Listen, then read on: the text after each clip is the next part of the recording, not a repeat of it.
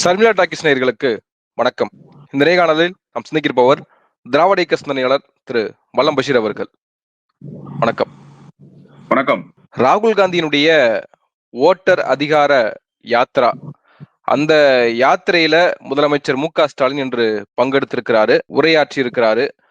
குறிப்பாக இந்த யாத்திரையின் மூலமாக என்ன சாதித்து விட முடியும் அப்படின்னு பாஜகவினர் கேட்கிறாங்க.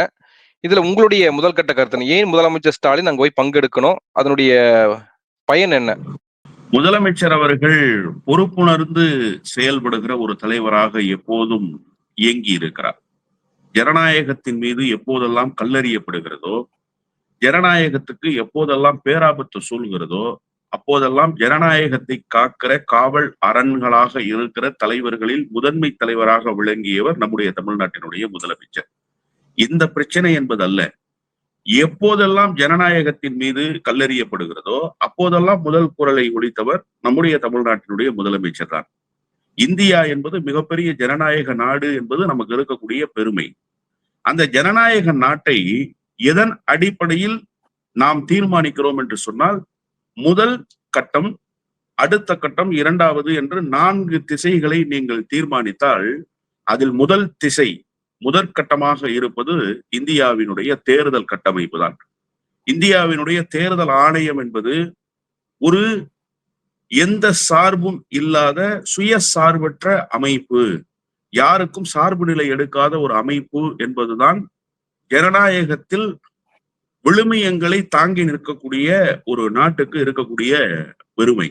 ஆனால் இங்கே மிகப்பெரிய கேள்விக்குறியாக தேர்தல் ஆணையம் மாறி போயிருக்கிறது. வாக்கு திருட்டு நடைபெற்றது மட்டுமல்ல, ஒரே நாளில் 60 லட்சம் பேரை வாக்காளர் பட்டியலில் இருந்தே நீக்க முடியும் என்று சொன்னால், உள்நாட்டில் இருந்து கொண்டு இந்த மண்ணினுடைய பூர்வ குடிகளாக, ஆதி குடிகளாக, இந்த மண்ணினுடைய மக்களாக இருப்பவர்களை ஏதிலிகளாக மாற்றுகிற வேலையை தேர்தல் ஆணையம் யாருக்காக செய்தது? அதிலும் குறிப்பாக தேர்தல் ஆணையம் சொல்கிறது, நிறைந்த நீதிமன்றத்தில் நாங்கள் ஏன் நீக்கினோம் என்று சொல்ல தேவையில்லை என்று முதலில் சொன்னார்கள். இது என்ன ஒரு அகம்பாவம்? இது ஒரு அயோக்கியத்தனமான வாதம் இல்லையா? 60 லட்சம் பேர் இந்த நாட்டினுடைய மைந்தர்கள் இல்லையா? இந்த மண்ணினுடைய மக்கள் இல்லையா? அதிலும் குறிப்பாக மதச்சிறுபான்மையினராக இருக்கிற இஸ்லாமியர்களும் ஒடுக்கப்பட்ட தாழ்த்தப்பட்ட சமூகத்தை சேர்ந்த மக்களும் மட்டுமே குறிவைக்கப்பட்டிருக்கிறார்கள். புலம்பெயர்ந்து விட்டார்கள் என்று இவர்கள் ஒரு புள்ளி விவரத்தை தருகிறார்கள். புலம்பெயர்ந்தவர்களினுடைய எண்ணிக்கை, பீகாரினுடைய புலம்பெயர்ந்த பீகாரிகளினுடைய அட்டவணையின்படி ஆண்கள் தான் அதிகமாக புலம்பெயர்ந்திருக்கிறார்கள் தொழிலுக்காக, தங்களுடைய வாழ்வாதாரத்தை மேம்படுத்திக் கொள்வதற்காக. ஆனால் இவர்கள் வாக்காளர் பட்டியலிலிருந்து நீக்கியவர்கள் பெரும்பகுதியினர் பெண்களாக இருக்கிறார்கள். அந்த பெண்கள் எல்லாம் அங்கேதானே இருக்கிறார்கள். ஏன் அவர்களை நீக்க வேண்டும்? இப்ப ஜனநாயகத்தின் மீது ஒரு யுத்தத்தை தொடுக்கிறது தேர்தல் ஆணையம். தேர்தல் ஆணையத்தை பின்னால் நின்று இயக்குகிறது பாஜக. எனவே இதற்கு ஒரு எச்சரிக்கை மணி அடிக்கிற விதமாக தேஜஸ்வி ஒரு பயணத்தை மேற்கொள்கிறார். அந்த பயணத்தில் தன்னை இணைத்துக் கொள்கிறார் ராகுல். ராகுலும் தேஜஸ்வியும் இணைந்ததற்கு பிறகு இந்த பிரச்சனை இந்தியா முழுவதும் எதிரொலிக்கிறது. நானும் இருக்கிறேன் உங்களோடு, நீங்கள் தனித்து விடப்பட்டவர்கள் அல்ல, ஜனநாயகத்தை பாதுகாக்கிற களத்தில் நான் முந்தி நிற்பேன் என்று சொல்லி முதலமைச்சர் இந்த பயணத்தை மேற்கொண்டிருக்கிறார். ஒரு நாடு பாதுகாக்கப்பட வேண்டும் என்று சொன்னால், அந்த நாட்டின் மீது அக்கறை கொண்டிருக்கிற ஒரு தலைவர் இப்படித்தானே இயங்கிட வேண்டும். தனிநாடு கேட்டவர்கள் திராவிட இயக்கத்தவர்கள், மறந்துவிடக் கூடாது. அண்ணா சீனா இந்தியா யுத்தம் வந்த போது ஜவஹர்லால் நேருவினுடைய வேண்டுகோளை ஏற்றுக்கொண்டு, நாடு இருந்தால்தான் தம்பி வீடு இருக்கும், வீடு இருந்தால்தான் தம்பி ஓடு மாற்ற முடியும் என்று சொன்னார். அப்போ தற்காலிகமாக ஒத்தி வைக்கிறோம் தம்பி, அதற்கான காரண காரியங்கள் இன்னும் அப்படியே இருக்கிறது தம்பி என்று சொன்னார். பல்கலைக்கழகத்து மாணவர்கள் உங்களுடைய ஆட்சி அதிகாரத்துக்காக திராவிட இயக்க கோட்பாட்டை கைவிட்டு விட்டீர்களா என்று கேட்டபோது, இல்லை இல்லை, குடை பிடித்து கொண்டு வெயிலுக்காக நான் நடந்து செல்கிறேன், எதிர்புறத்திலே திமிழ் கொண்டு ஒரு காளை வருகிறது, நான் அதனால் அந்த காளையிலிருந்து என்னை தற்காத்துக் கொள்வதற்காக குடையை மடக்கி வைத்துவிட்டு திண்ணையில் ஏறி நிற்கிறேனே தவிர நான் என்னுடைய குடையை மீண்டும் விரிப்பேன் என்று சொன்னார். அப்போ இந்த நாடுதான் முக்கியம்னு இந்த திராவிட முன்னேற்ற கழகத்தை தோற்றுவித்த பேரறிஞர் பெருந்தகை அண்ணா வழிகாட்டி இருக்கிறார். அந்த வகையில் இந்த நாடு முக்கியம் என்று இன்றைக்கு அந்த இயக்கத்தை வழிநடத்துகிற தலைவராக இருக்கிற, இந்திய துணை கண்டத்துக்கு திசை காட்டுகிற கருவி என்கிற அந்த புகழுக்குரிய இடத்தில் இருக்கிற முதலமைச்சர் இந்த பயணத்தை மேற்கொண்டிருக்கிறார். இன்னொன்று, பாஜகவினர் இது எந்த தாக்கத்தையும் ஏற்படுத்தாதுங்கிறாங்கல்ல, ஏன் இன்னைக்கு காலையிலிருந்து கதறீங்க? அண்ணாமலை, திருப்பதி நாராயணன், பீகார்ல இருக்கக்கூடிய பாரதிய ஜனதா கட்சியினர் இன்னைக்கு என்ன தெரியுமா ட்ரெண்டு? அங்க தயாநிதி மாறன் பேசினார்ல, பீகாரிகள்லாம் இங்க வந்து கழிப்பறையை கழுவி கொண்டிருக்கிறார்கள் என்று சொல்லி அந்த வீடியோவை அங்க எடுத்து வைரல் ஆக்குறீங்க. சனாதானம் குறித்து உதயநிதி ஸ்டாலின் அவர்கள் பேசிய கருத்தை இன்னைக்கு எடுத்து பீகாரினுடைய பாரதிய ஜனதா கட்சியினுடைய அதிகாரப்பூர்வ எக்ஸ் தளத்துல பதிவிடுறீங்க. இங்க என்ன கேட்கிறாரு திருப்பதி நாராயணன்? நீங்க போய் சனாதானம் குறித்து இங்க உதயநிதி ஸ்டாலின் பேசிய கருத்தை அங்க ஸ்டாலின் பேசுவாரான்றாரு. அறிவு நாணயம் என்பது கொஞ்சமாவது இருக்கிறதா? இந்த பிரச்சனை எத்தகைய பிரச்சனை? நாங்கள் ஜனநாயகத்தை பாதுகாக்க வேண்டும் என்று ஓடிக்கொண்டிருக்கிறோம். நீங்கள் சனாதானம் குறித்து இங்கே பேசிக் கொண்டிருக்கிறீர்கள். இதுதான் உங்களுக்கும் திராவிட இயக்கத்துக்குமான வேறுபாடு. இல்ல, நீங்க தான் திராவிட இயக்கத்தினுடைய சுயமரியாதை சிங்கம்னு நீங்க சொல்றீங்களே, அப்போ அங்க போய் பேசுங்க. உங்களுடைய ஆன்டி ஹிந்தி, ஆன்டி சனாதன தர்மா இது எல்லாம் குறித்து நீ அங்க பேசுங்க, அங்க பேசி பாருங்க அப்படின்றாங்க. ஏன் இவ்வளவு பதட்டப்படுறாங்க? ஏன் சார் இவ்வளவு பதட்டப்படுறாங்க? இந்த களம் எதற்கான களம்? நாங்கள் ஒன்றும் முட்டாள்கள் அல்ல. கிடைத்த மேடையில் ஏறி கிடைத்த கருத்துக்களை எல்லாம் பேசுவதற்கு எங்களுக்கென்று ஒரு பார்வை இருக்கிறது, எங்களுக்கென்று ஒரு தொலைநோக்கு சிந்தனை இருக்கிறது. எந்த இடத்தில் எதை பேச வேண்டுமோ அதை பேசுவோம். இந்த களம் சனாதன எதிர்ப்பு களமா? இந்திய எதிர்ப்பு களமா? இல்லை. ஜனநாயகம் பாழ்பட்டு போயிருக்கிறது. ஜனநாயகத்தினுடைய கடைசி மூச்சு அடங்குவதற்கான நேரம் நெருங்கிவிட்டது. அதற்கு காரணகர்த்தாவாக தேர்தல் ஆணையம் அமைந்து விட்டது. அப்ப தேர்தல் ஆணையத்தினுடைய இந்த நடவடிக்கையை அம்பலப்படுத்துவதற்கான போராட்டம். அந்த போராட்டத்தில் எத்தகைய கருத்தை முன்வைக்க வேண்டுமோ அந்த கருத்தை முன்வைத்து இன்றைக்கு முதலமைச்சர் இந்த பயணத்தில் பேசி இருக்கிறார். சப்ஜெக்ட் என்னவோ அதை தானே சார் பேசணும். கிறுக்குத்தனமா எதையாவது பாரதிய ஜனதா கட்சிக்கார மாதிரி உளர முடியுமா? தேவையில்லாத செய்திகளை பேச முடியுமா? எதை பேச வேண்டுமோ அதை பேசுவதற்குத்தான் முதலமைச்சர் பீகாருக்கு சென்றார். சனாதனம் குறித்து பேசுவதற்கு பீகார் செல்லவில்லை முதலமைச்சர். அந்த தேவை முதலமைச்சருக்கு இருக்கிறதா என்று கேட்டால் இல்லை. தமிழ்நாட்டில் சனாதானத்தை தலை தூக்க விடாமல் தடுத்திருக்கிற தலைவர்களில் ஒருவர் அவர். அவர் பீகார்ல சனாதானம் தலை தூக்கணுமா வேணாமா? பீகார்ல திமுகவுக்கு ஓட்டு இருக்கா? பீகார் எலெக்ஷன்ல திமுக போய் நிக்க போதா? பீகார்ல திராவிட இயக்க கோட்பாடுகளை ஏற்றுக்கொள்கிறவர்கள் இருக்கிறார்களா? எங்களுக்கு எதுவுமே கிடையாது. இந்த நாட்டினுடைய நலன் பாதுகாக்கப்பட வேண்டும் என்கிற உயரிய நோக்கத்துக்காக இந்த பயணத்திலே தன்னை இணைத்துக் கொண்டிருக்கிறார் முதலமைச்சர். இந்த பயணம் குறித்து பேசுங்க. ஏன் பேச மாட்டேங்கிறீங்க? ஓட்டு திருட்டு நடந்துருச்சு, ஓட்சோரி அப்படின்னு பாராளுமன்றத்துக்கு வந்த பிரதமரை பார்த்து எதிர்கட்சிகள் குரல் எழுப்புச்சுல்ல. கெட் அவுட் ஓட்சோரி, கெட் அவுட் ஓட்சோரின்னு சொன்னாங்களா இல்லையா? வாக்கு திருடனே வெளியேறுன்னு சொன்னாங்களா இல்லையா? உங்களுடைய பதில் என்ன? பீகார்ல இருக்கிற பாஜக காரன் இதை ட்ரெண்ட் பண்றான்ல, நான் என்ன கேட்கிறேன், ஏண்டா அயோக்கிய பசங்களா, உங்களுடைய கூட்டணி ஆட்சி தானே. பீகாரில் இருக்கக்கூடியவர்கள் வயிற்று பிழைப்புக்காக பீகாரில் இருந்து வெளியேறி வருவதை பேசினார் தயாநிதி மாறன். அவ்வளவு மானம், ரோசம், சூடு சொரண இருந்தா பீகாரிகளுக்கான வாழ்வியலை அங்கேயே சரி செய்து கொடுங்கடா. அங்கேயே வச்சுக்கோங்க உங்க ஊருக்காரனை, இங்க அனுப்பாதீங்க. ஏன் வயிற்று பிழைப்புக்கு எங்களை தேடி வர்றான்? உங்க ஊர்ல வாழ வழி இல்லை. உங்களுக்கு அந்த பீகாரிகளை வாழ வைக்க வக்கு இல்லை.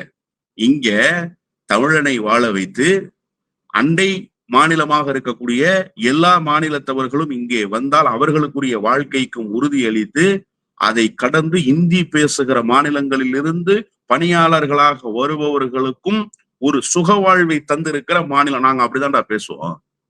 நாங்க அப்படிதான் பேசுவோம். நான் ஒண்ணு திருவோடு ஏந்தி கொண்டு பீகார் வீதியில வந்து பிச்சை எடுக்கல. தமிழ்நாட்டுல பீகாரி மக்களை கொச்சப்படுத்திட்டு அதே பீகாருக்கு வந்து பிரச்சாரம் பண்ண வராரு ஸ்டாலின். இதுக்கு தகுதி இல்லை அவருக்கு அப்படின்றாங்க. பீகார் மக்களை கொச்சைப்படுத்தினார்கள் என்று பேசுவது தவறு. உங்களுக்கு நல்லா நினைவு இருக்கும்னு நினைக்கிறேன். பீகாரிகள் எல்லாம் தமிழ்நாட்டில் தாக்கப்படுகிறார்கள் என்று ஒரு வீடியோவை பாரதிய ஜனதா கட்சியை சேர்ந்த சங்கிகள் ஒரு ஓராண்டுக்குள்ள வைரல் ஆக்குனாங்க. என்ன நடந்தது? உடனடியாக பீகாரில் இருக்கக்கூடிய தலைவர்களை சந்தித்து விளக்கம் அளிப்பதற்கு தமிழ்நாட்டினுடைய முதலமைச்சர் தன்னுடைய பிரதிநிதியை அனுப்பிச்சு வச்சார். அண்ணன் டி.ஆர். பாலு போனார். எங்களுக்கு என்ன சார் தலையெழுத்து? தமிழ்நாட்டில் இருந்து கொண்டு நாம ஏன் இந்த விளக்கத்தை கொடுக்கணும்? ஒரு அச்ச உணர்வு இல்லை, பீகாரிகள் சென்றால் அங்கே தாக்குதலுக்கு உள்ளாகிறார்கள் என்கிற அந்த ஒரு செய்தி சென்று சேருமேயானால் ஆயிரக்கணக்கான பீகாரிகள் இங்கே இருக்கிறார்கள், அவர்களுடைய குடும்பத்தினர் பரிதவித்து விடுவார்கள். ஒரு தலைவன் மனித நேயத்தோடு மனிதாபிமானத்தோடு எங்கோ இருக்கக்கூடிய, தனக்கு வாக்களிக்க மாட்டான், தன்னுடைய கட்சியில் உறுப்பினராக இருக்க மாட்டான், தனக்கு சற்றும் தொடர்பில்லாத ஒருவன் தான், ஆனாலும் அவன் குடும்பம் பாதிக்கப்பட்டு விடும் என்று தெரிந்து இந்த செய்தி பொய் செய்தி என்கிற விளக்கத்தை ஒரு மாநில அரசினுடைய ரெப்ரசன்டேட்டிவ் அனுப்பிச்சு விளக்க சொன்ன அரசு இந்த திராவிட மாடல் அரசு தான். வேறு யாருமா இருந்தா நாங்க அதை செய்யல, தமிழ்நாட்டுல இருக்கிறவங்களுக்கு தெரியும் அப்படின்னு சொல்லிட்டு கடந்து போயிட வேண்டியது தானே. டிஜிபியை அழைச்சு உத்தரவு போட்டார் சார், அந்த வீடியோ எங்கிருந்து பகிரப்பட்டதுன்னு விசாரிக்கணும்னு சொன்னார். சிட்டி கமிஷனர்கிட்ட சொல்லி அந்த வீடியோ வைரல் ஆகாம சைபர் கிரைம்ல சொல்லி அதை ஸ்டாப் பண்ணணும், அது ஃபேக் வீடியோங்கிற செய்தியை ஸ்ப்ரெட் பண்ணணும்னு சொன்னாரு. இவ்வளவு கன்சர்னா ஒரு முதலமைச்சர் இருந்திருக்காரு. அப்ப பீகாரிகள் குறித்த அக்கறை உள்ளதுனாலதானே இப்படி செயல்பட்டாரு முதலமைச்சர். ஆமா, பீகாரிகளை இங்க அடிச்சுட்டாங்க அப்படின்னு வச்சுக்குவோம் ஒரு பேச்சுக்கு. என்ன சார் பாதிப்பு இங்க? இங்க என்ன பாதிப்பு? நீங்க என்ன தமிழ்நாட்டின் மீது அன்டிக்ளேர்டு எமர்ஜென்சி அறிவிச்சிருவீங்களா? இல்ல பீகாரிகள்லாம் படையெடுத்து வந்து தமிழ்நாட்டை கைப்பற்றிடுவாங்களா? கஜினி முகமது படையெடுத்து வந்த மாதிரி என்ன செய்வீங்க நீங்க? எந்த பாதிப்பும் கிடையாது சார். ஆனாலும் இந்தியா என்கிற குடையின் கீழ் நிற்கக்கூடிய பல்வேறு மாநிலங்களில் பீகாரும் ஒரு மாநிலம், நாமும் ஒரு மாநிலம்.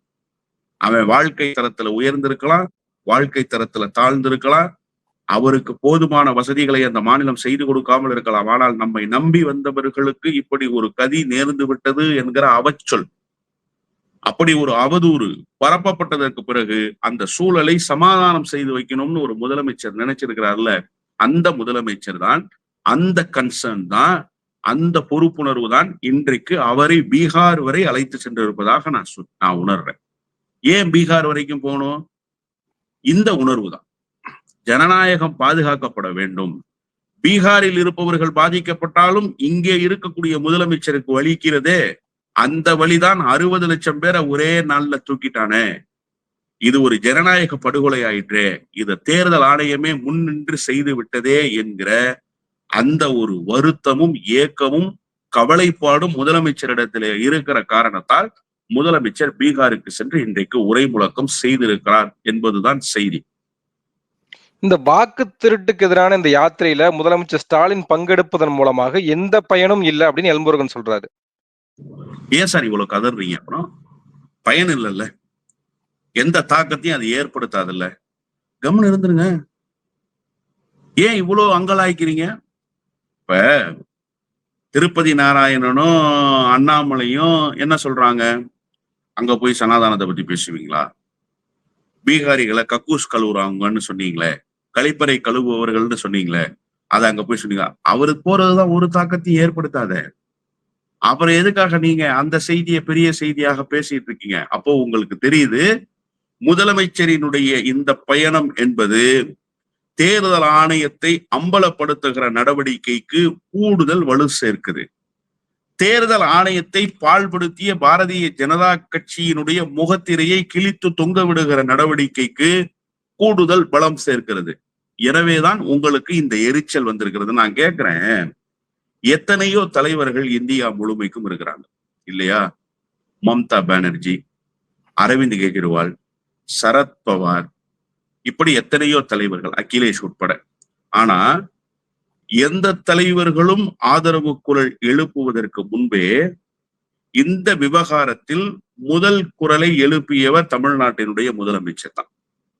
எப்போதுமே தமிழ்நாடு தான் முதல் எச்சரிக்கை மணியை அடிக்கும். நீங்க நல்லா ஞாபகத்துல வச்சுக்கோங்க. இந்த விவகாரம்னு இல்ல, வக்பு சீர்திருத்த மசோதா என்று சொன்னவுடன் முதல் எச்சரிக்கை மணியை அடித்தது திராவிட முன்னேற்ற கழகம் தான்.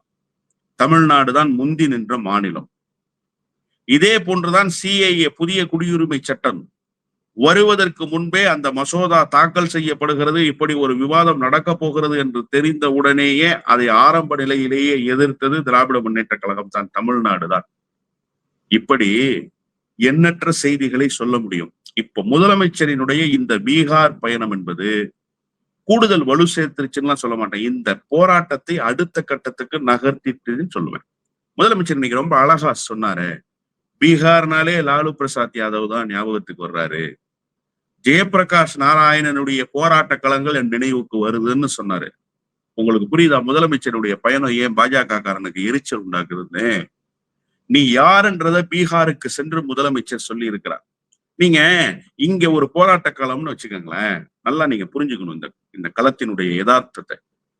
நீங்க இங்க போராடிட்டு இருக்கீங்க, பீகாரிலிருந்து ஒரு தலைவர் வந்து, இன்னைக்கு நம்ம சொல்றோம்ல, பாபு ஜெகஜீவன் ராம் எழுந்து நின்று, Anna you are Dravidian stock from Madras state, I am Dravidian stock from Bihar ஸ்டேட்னு சொன்னது நமக்கு பெருமையா இருக்குல்ல. அப்ப அந்த பெருமையை நாம் தலையில் தூக்கி வைத்து பாபு ஜெகஜீவன் ராம் அண்ணாவை பார்த்து நானும் திராவிடியன் ஸ்டாக் தான் சொன்னாருன்னு இன்னைக்கு பேசுறோம்ல, அது மாதிரி ஒரு வரலாற்று செய்தியை இன்றைக்கு சொல்லி இருக்கிறார். போராட்ட களங்களினுடைய நாயகன் ஜெயபிரகாஷ் நாராயணன் தான். ஜெயபிரகாஷ் நாராயணன் உளவிய மண்ணில் இன்றைக்கு தேஜஸ்வி கார் ஓட்ட, அந்த பிரச்சார வாகனத்தில் ராகுல் ஏறி நிற்க, இதை பார்க்கிற போதே ஜனநாயகம் மீட்டெடுக்கப்பட்டு விட்ட உணர்வு எனக்கு ஏற்படுகிறதுன்னு சொன்ன உடனேயே அந்த கூட்டம் ஆர்ப்பரிக்கிறது. அந்த மொழிபெயர்த்த உடனேயே ஆர்ப்பரிக்கிறது. அப்போ இந்த போராட்டத்தை கூறுதீட்டுவதற்காகத்தான் முதலமைச்சர் சென்றிருக்கிறார். அது ஒரு பாசறை சார். அந்த பாசறையை பட்டை தீட்டுவதற்காக முதலமைச்சர் சென்றார். அந்த பணியை செவ்வனே செய்து விட்டிருக்கிறார். செஞ்சு விட்டாருன்னு சொல்லுவேன் நான். சொல்றாங்கல்ல செஞ்சுட்டாரியா அப்படின்னு, அந்த மாதிரி செஞ்சுட்டாரு. அதனாலதான் இவங்க கதறிட்டு இருக்காங்க. என்ன தாக்கத்தை ஏற்படுத்தும்? அந்த பீகாரில் எழுந்த எழுச்சி குரலே சாட்சி என்ன தாக்கத்தை ஏற்படுத்தும்ன்றதுக்கு. அந்த நெருப்பை இனி அணைக்கவே முடியாது. 2 தலைவர்கள் தூக்கி வந்தாங்கல்ல, அதை மூன்றாவதாக ஒரு தலைவர் வந்து உங்களோடு நான் தோள் நிற்கிறேன் என்று சொல்லி அந்த போராட்டத்தை அடுத்த கட்டத்துக்கு நகர்த்திட்டாரு. இதுதான் யதார்த்தமான உண்மை. அதனால்தான் இங்க சங்கிகள் கதறல் சத்தம் கூடுதலாக கேட்கிறது.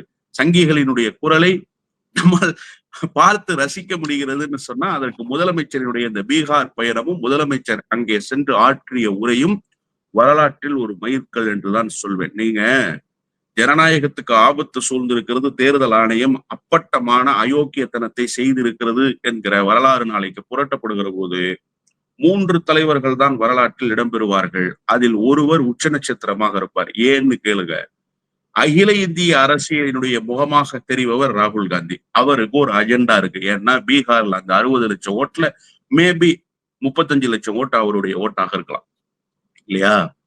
அப்போ தேஜஸ்விக்கு அதுல ஒரு முகம் இருக்கு. ஏன்னா தேஜஸ்விக்கு எல்லாமுமாக இருக்கிற மாநிலம். அங்கேதான் அவர் எதிர்கட்சி தலைவராகணும், அங்கேதான் அவர் எம்எல்ஏ ஆகணும், அங்கதான் அவர் எம்பி ஆகணும், அந்த மாநிலத்தில் தான் அவர் முதலமைச்சர் ஆகணும். ஏற்கனவே துணை முதலமைச்சராக இருந்தவர் தான் அந்த மாநிலத்துக்கு. அப்ப அந்த 60 லட்சம் வாக்குகளில் 50 லட்சம் வாக்குகள் தேஜஸ்வியினுடைய வாக்குகளாக கூட இருக்கலாம், ஆச்சரியப்படுவதற்கு இல்லை.